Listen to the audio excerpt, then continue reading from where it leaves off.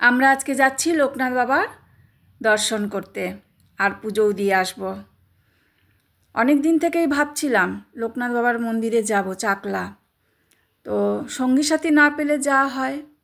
তারপরে আমার দুই ম্যাডাম আমাকে একদিন জানালো, সঞ্চিতা যাবে লোকনাথ বাবার দর্শন করতে যাব। আমি তো একবারে এক লাফে হ্যাঁ হ্যাঁ যাব, সে কাজকর্ম চুলোর দূরে যাক, যাব। তো দেখো আমরা রওনা দিয়েছি ম্যাডামের গাড়িতে করে। দুই ম্যাডাম দুই বন্ধু আমাদের সাথে নিয়ে যাচ্ছে। আর যেতে যেতে ভীষণ আড্ডা দিয়ে দিয়ে যাচ্ছি গাড়িতে বসে, খুব ভালো লাগছে। আমরা যাচ্ছি কলকাতা হয়ে দমদম রাজারহাট হয়ে যাচ্ছি। লোকনাথ বাবার দর্শন সবাই করে নাও। আর এই ম্যাডামের নাতির ঘরের পুতি হয়েছে, পোতা, নাতির ঘরের পোতা। তো প্রার্থনা করছে যেন নাতনি আর নাতনির বেবি ভালো থাকে, সুস্থ থাকে।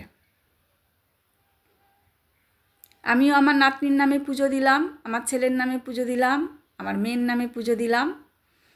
লোকনাথ বাবার দর্শন করে নিয়েছি, একদম ফাঁকা ছিল, ভিড় ছিল না, খুব ভালোভাবে পুজো দিয়েছি আমরা।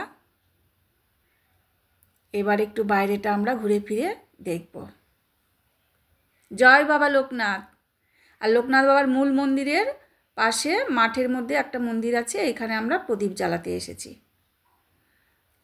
তারপরে মূল মন্দিরের পাশে আর একটা বিশাল বড় একটা মন্দির হয়েছে, ওইখানেও দেখো লোকনাথ বাবা।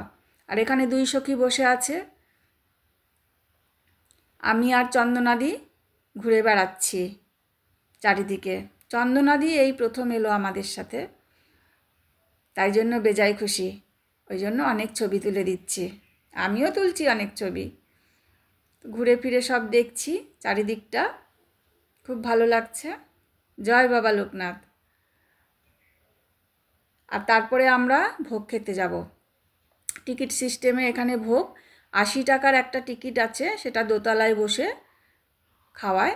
আর 40 টাকার একটা আছে, পেছনের দিকে একটা বিশাল বড় হল রুমের মতো আছে, সেখানে নিচে বসে খাওয়ানো হয়। তা আমরা দোতলায় বসে খাবো, যেহেতু পায়ের তো অনেকেরই সমস্যা আছে, সেই জন্য চেয়ার টেবিলে বসে খাবো। তো একটুখানি ঘুরে নিই, বেরিয়ে নিই, তারপরে আমরা চলে যাব খাওয়া দাওয়া করতে। আর খাওয়া দাওয়া করেই তারপরে বাড়ির উদ্দেশ্যে রওনা হব। ভীষণ ভীষণ ভালো লাগছে, অনেক দিনের মনের কামনা পূর্ণ হলো। লোকনাথ বাবায় আসতে পেরে ভীষণ খুশি হয়েছি, কি ভালো লাগছে, সত্যি দারুণ লাগলো। টাটা।